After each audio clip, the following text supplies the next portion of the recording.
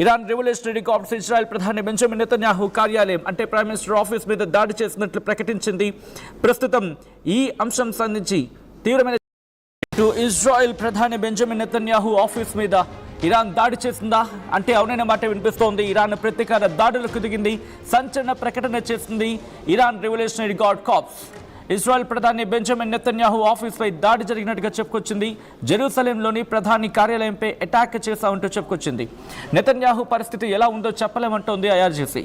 ఇజ్రాయెల్తో పాటు Gulf దేశాలపై IRGC విరుచుకుపడుతోంది, మిసైళ్ల వర్షాన్ని కురిపిస్తోంది. Operation true promise 3 పేరుతో ఐఆర్జీసీ దాడులు చేస్తోంది. ఇప్పుడు ప్రామిస్ 4 అంటోంది. ఈ క్రమంలో ఇప్పుడు ఐఆర్జీసీ ఎటువంటి నిర్ణయం తీసుకోబోతోంది? ఇప్పటికే ట్రంప్ను బెదిరిస్తున్న సందర్భం. ఇజ్రాయెల్ ప్రధాని బెంజమిన్ నెతన్యాహు ప్రెసిడెంట్ ఎక్కడున్నాడో తెలీదు. ఇప్పటికే బంకర్లోకి ఆయన వెళ్ళిపోయి ఉంటారంటూ కూడా మాట్లాడుకుంటున్న సందర్భం. ఇరాన్ రెవల్యూషనరీ గార్డ్స్ ఇజ్రాయెల్ ప్రధాని బెంజమిన్ నెతన్యాహు కార్యాలయం అంటే ప్రైమ్ మినిస్టర్ ఆఫీస్ మీద దాడి చేసినట్లు ప్రకటించింది. ప్రస్తుతం ఈ అంశం సంబంధించి తీవ్రమైన చర్చాంశంగా మారింది. ఐఆర్జీసీ ఒకటే అంటోంది, జెరూసలేంలోని ప్రధాని కార్యాలయం, నెతన్యాహు వ్యక్తిగత నివాసం, ఈ రెండు గురించి మాట్లాడుతున్న సందర్భం. అయితే ప్రస్తుతం ఈ అంశానికి సంబంధించి ఐఆర్జీసీ చెప్పిన వర్షన్ ఇది. అంటే ఇరాన్ చెబుతున్న వర్షన్, ప్రధాని కార్యాలయం మీద దాడి చేశామంటూ. Iran supreme leader Ayatollah Ali Khamenei మరణం తర్వాత ప్రతీకారంగా ఆపరేషన్ ట్రూ ప్రామిస్ 3 అంటూ కూడా చెప్పుకున్న సందర్భం. ఆఫ్ కోర్స్ ఇది promise 3 promise 4 what ever it may be, operation true promise అంటూ కూడా మాట్లాడుకున్న సందర్భం. అయితే ఇటువంటి ఘటనలకు సంబంధించి ఇజ్రాయెల్ ఇంకా రియాక్ట్ కావాల్సింది. నెతన్యాహు ఆఫీస్ సమీపంలో పేలుళ్లు జరిగినట్లుగా స్థానిక మీడియా అయితే చెప్పుకొస్తోంది. అయితే నెతన్యాహు ఆ సమయంలో ఆఫీస్లో ఉన్నారా లేదా అనేది ఇంకా క్లారిటీ లేదు. సాధారణంగా ఇటువంటి దాడులు జరిగినప్పుడు అధ్యక్షులైనా లేకపోతే కీలకమైన నేతలు ఎవరైనా కూడా వాళ్ళు బంకర్లోకి వెళ్ళిపోతూ ఉంటారు, బంకర్లోకి వెళ్ళి దాక్కుంటూ ఉంటారు. ఇజ్రాయెల్ ఐరన్ డోమ్, ఆరో వ్యవస్థలు ఈ మిజైల్స్ని అడ్డుకోవడానికి ప్రయత్నించాయి. ఐరన్ డోమ్ వ్యవస్థ ఇక్కడ దెబ్బతిందా? ఎందుకంటే 10 వేవ్స్ సాధారణంగా ఏమంటూ ఉంటాం, 9th వేవ్ 10th వేవ్ అంటూ ఉంటాం. అంటే ఒక్కసారిగా బరాజ్ ఆఫ్ మిసైల్స్ వెళ్తూ ఉన్నప్పుడు మిసైల్ సిస్టమ్స్ అడ్డుకోవడం కష్టం అవుతుంది. అంటే నిన్న మనతో కొంతమంది మాట్లాడిన సందర్భంలో కూడా ఒక మాట అన్నారు, ఫర్ సపోజ్ ఒక 100 మిసైల్స్ వచ్చాయి అనుకుందాం. 100 మిసైల్స్ వచ్చినప్పుడు 96-97% మాత్రమే మిసైల్స్ని ఈ యాంటీ మిసైల్ సిస్టమ్ నిలువరించగలుగుతోంది. మిగిలినవి అవి నేను ఢీకొట్టడం జరుగుతోంది, ఇజ్రాయెల్ వచ్చి పడుతున్నాయంటూ కూడా కొంతమంది అక్కడ ఉన్నవాళ్ళు మనతో మాట్లాడుకొచ్చిన సందర్భం. బెరేజ్ ఆఫ్ మిసైల్స్ వచ్చినప్పుడు యాంటీ మిసైల్ సిస్టానికి కాస్త కష్టమవుతుంది, కాస్త వాటిని అడ్డుకోవడం కష్టమవుతుంది. అది ఐరన్ డోమ్ కావచ్చు, లేకపోతే డేవిడ్ స్లింగ్ కావచ్చు, ఇలా రకరకాల వాళ్ళకి డిఫెన్స్ వ్యవస్థలు ఉన్నాయి. ఆ డిఫెన్స్ వ్యవస్థలు తట్టుకోవడం కష్టమవుతుంది. సో ఒక్కసారి మీరు చూడొచ్చు, ఇటు కొంతమంది ట్వీట్ చేయడం జరుగుతోంది. Netanyahu targeted by IRGC, his fate remains unknown. Iran's IRGC says its latest missile attack targeted the Netanyahu's office and the location of the Israeli Air Force commander in surprise strike. It claims Netanyahu's fate is unclear following Antukuda. So దీని ప్రకారం చూసుకుంటే కనుక Israel ప్రధాని Benjamin Netanyahu అటాక్కి గురయ్యారు. ఆయన బ్రతుకున్నారా లేదా అనేది ఇంకా క్లారిటీ రావాలి. ప్రస్తుతం ఇజ్రాయెల్ ఎక్కడ రియాక్ట్ కావటం లేదు, ఇజ్రాయెల్ అంశానికి సంబంధించి ఎక్కడ క్లారిటీ ఇవ్వటం లేదు. ఒకవేళ ఇదే కనుక నిజమైతే, నెతన్యాహు మీద దాడి జరిగి ఉంటే కనుక అమెరికా నేరుగా ఇరాన్ లోపలున్న వ్యూహాత్మక లక్ష్యాలు అంటే అణు కేంద్రాలు కావచ్చు, ప్రభుత్వ భవనాలు కావచ్చు, వాటి మీద దాడులు పెంచే అవకాశం ఉంది. మరీ ముఖ్యంగా ఐఆర్జీసీ సైకలాజికల్ వార్ఫేర్కు దారితీసే అవకాశం ఉందంటూ కూడా మాట్లాడుకుంటున్న క్రమం. అయితే ఇది సైకలాజికల్ వార్ఫేర్కు వెళ్ళే అవకాశం ఉందా, లేకపోతే బియాండ్ దట్ వెళ్ళబోతుందా? బెంజమిన్ నెతన్యాహు అనే వ్యక్తి చాలా కీలకమైన వ్యక్తి. ఎందుకంటే నిన్నటి నుంచి కూడా దాడులని తీవ్రతరం చేస్తూనే ఉన్నాడు. ఇంకా లోపలికి వెళ్లే ప్రయత్నం జరుగుతోంది. నెతన్యాహుపై బాంబు వేసింది ఇటు ఐఆర్జీసీ అంటున్న మాట. అయితే ఇది ఇరాన్ వర్షన్ కాబట్టి మనం ఈ ఇజ్రాయెల్ వర్షన్ కూడా వస్తే పూర్తి స్థాయిలో క్లారిటీ వచ్చే అవకాశం ఉంటుంది. బట్ ఇటువంటి సందర్భాల్లో ఒకవేళ అధ్యక్షుడి మీద దాడి జరిగితే వెంటనే ధృవీకరించే అవకాశం ఉండదు. ఎందుకంటే ప్రజల్లో ఆందోళన ఉంటుంది, ఒక్కసారిగా దేశవ్యాప్తంగా భయాందోళన పరిస్థితులు ఉంటూ ఉంటాయి కాబట్టి.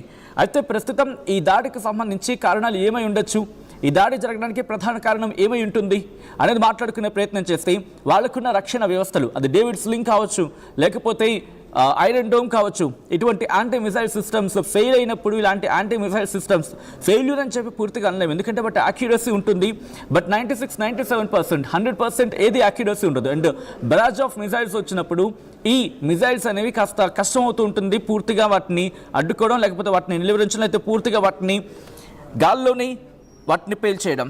అయితే ఐఆర్జీసీ మాత్రం ఒక మాట చెబుతోంది. ఏమంటోంది? ప్రస్తుతం ఇవైతే మాత్రం దాడులకైతే మాత్రం దిగాయి. మేము బెంజమిన్ నెతన్యాహు ఆఫీస్ మీద అయితే మాత్రం దాడికి పాల్పడ్డామని చెప్తున్న క్రమం. ఒకవేళ అదే జరిగితే కనుక ఈరోజు ఇజ్రాయెల్ కీలకమైన డెవలప్మెంట్స్కి వెళ్ళే అవకాశం ఉంది. ఇదే అంశానికి సంబంధించి మరింత డీటెయిల్ ఇన్ఫర్మేషన్ తెలుసుకునే ప్రయత్నం చేద్దాం. నా కొలీగ్ నందు అప్డేట్స్ అందించేందుకు లైవ్లో జాయిన్ అవుతున్నారు. నందు, ప్రస్తుతం బెంజమిన్ నెతన్యాహు ఇంటి మీద దాడి జరిగింది, మరి ముఖ్యంగా ఆయన ఆఫీస్ మీద కూడా దాడి జరిగింది అనేది వినిపిస్తున్నమాట. What happening? ఇరాన్ చెప్తుంది సర్ప్రైజ్ స్ట్రైక్స్ మేము చేసాం, ఖచ్చితంగా ఇది వాళ్ళ కోలుకోలేని దెబ్బ అంటూ చెప్తున్నారు. అండ్ లాస్ట్ 2 days నుంచి ఎలాగైతే వాళ్ళ సుప్రీం లీడర్ ని టార్గెట్ చేసి ఎలిమినేట్ చేశారో అలాంటి నష్టమే మీకు చేస్తామంటూ నిన్న కూడా ఒక వార్నింగ్ ఇచ్చారు. వార్నింగ్ ఇచ్చిన తర్వాత ఇప్పుడు వాళ్ళు క్లెయిమ్ చేసేది మేము ఇప్పుడు ఆఫీస్ మీద అటాక్ చేసాం, ఖచ్చితంగా మేము చాలా తీవ్రమైనటువంటి నష్టాన్ని చేశామని చెప్తున్నారు. నెతన్యాహుకి కండిషన్ ఎలా ఉంది ఏంటి అనేది ఒక్కసారి లైన్ లో ఉండే ప్రయత్నించండి. లేటెస్ట్ అప్డేట్ అందుతోంది. ఇజ్రాయెల్ ఎయిర్ ఫోర్స్ చేసిన ట్వీట్ మీరు చూస్తున్నారు ఆర్టీవీ స్క్రీన్ మీద. Here it is on the screens of RTV. కొద్దిసేపటి క్రితం ఇజ్రాయెల్ ఎయిర్ ఫోర్స్ కూడా దీన్ని క్లారిటీ ఇచ్చింది, కన్ఫర్మ్ చేసింది. ఏ షార్ట్ టైమ్ ఎగో అంటూ కూడా చెప్పుకొచ్చింది. ఆ అంశానికి సంబంధించి విజువల్స్ మీరు చూడడం జరుగుతోంది. A short time ago alerts were activated in several parts of the country అర్థం వచ్చేలా చెప్పుకొచ్చింది. ఆ విజువల్ మీరు చూడడం జరుగుతోంది. Short time ago, alerts were activated in several areas across country following the detection of missiles launched from Iran towards the territory of State of Israel. The public is requested to heed the instructions of the Home Front Command. At this hour, the Air Force is operating to intercept and strike wherever required to remove the threat. The defense is not hermetic, and therefore it is essential to continue heeding the instructions of the Home Front Command. And to కూడా చెప్పుకొచ్చిందంటే అర్థం చేసుకోవచ్చు. కొద్దిసేపటి క్రితం జరిగిన development, the major development news మీరు చూడడం జరుగుతుంది RTV screen మీద. Here it is on the screens of RTV. ఇటు బెంజమిన్ నెతన్యాహు ఆఫీస్ మీద, ప్రైమ్ మినిస్టర్ ఆఫీస్ మీద దాడి జరిగిందంటూ ఇటు Iran revolutionary guard corporation corps చెప్పుకొచ్చింది. అంటే ఇరాన్ ఇటు దానిని ధృవీకరించింది, బట్ ఇజ్రాయెల్ ధృవీకరించింది అంటే కనుక ఇజ్రాయెల్ మాత్రం చిన్న హింట్ ఇచ్చే ప్రయత్నం చేస్తుంది. ఏంటది, ఏముంటుంది ఒకసారి మీరు చూసే ప్రయత్నం చేయండి. ఏముంటుందంటే కొద్దిసేపటి క్రితం ఇటు అలర్ట్స్ అనేవి యాక్టివేట్ అవ్వడం జరిగింది. Several areas across the country, దేశవ్యాప్తంగా చాలా చోట్ల ఈ అలర్ట్స్ అనేవి యాక్టివేట్ అవ్వడం జరిగింది. మిసైల్స్ మేము డిటెక్ట్ చేయడం జరిగింది. ఇరాన్ నుంచి వచ్చిన ఆ మిసైల్స్ ఇటు ఇజ్రాయెల్లో పడుతుంటే వాటిని మేము డిటెక్ట్ చేసాం, వాటిని గాల్లోనే పేల్చేసామని అర్థం వచ్చేలా చెప్పుకొచ్చిన సందర్భం. బట్ రెండో లైన్ మీరు చూస్తే, the public is requested to heed the instructions of the Home Front Command. ఇటు బలగాలు చెబుతున్నా లేకపోతే అక్కడ ప్రభుత్వం చెబుతున్న ఇన్స్ట్రక్షన్ పాటించి ఇళ్లకే పరిమితం అయ్యే ప్రయత్నం చేయండి. At this hour, the Air Force is operating to intercept the strike wherever required to remove the threat. మరి ముఖ్యంగా ఈ సమయంలో, అట్ దిస్ అవర్ అంటే ఈ సమయంలో మన ఎయిర్ ఫోర్స్ అనేది పనిచేయడం జరుగుతోంది, వాటిని ఇంటర్సెప్ట్ చేసే ప్రయత్నం చేస్తోంది.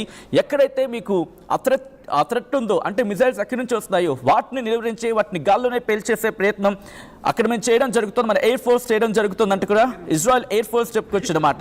ఇంకా ఏముంటుంది, the defence is not hermetic and therefore it is essential to continue heeding the instructions of the home front command అంటూ కూడా చెప్పుకొచ్చిన సందర్భం. ఇజ్రాయెల్ కూడా దాదాపుగా ధృవీకరించిన పరిస్థితి. ఇటు దాడులు తీవ్రతరం అవుతున్నాయి. డీటెయిల్స్ లేటెస్ట్ అందించేందుకు మా ప్రతినిధి నా కొలీగ్ నందు ఫోన్ లైన్ లో కంటిన్యూ అవుతున్నారు. నందు, ఈ రోజు ఇజ్రాయెల్ పని అంటే ఇజ్రాయెల్ భరతం పట్టే అవకాశం ఉందనుకోవాలి ఇక్కడ ఇరాన్.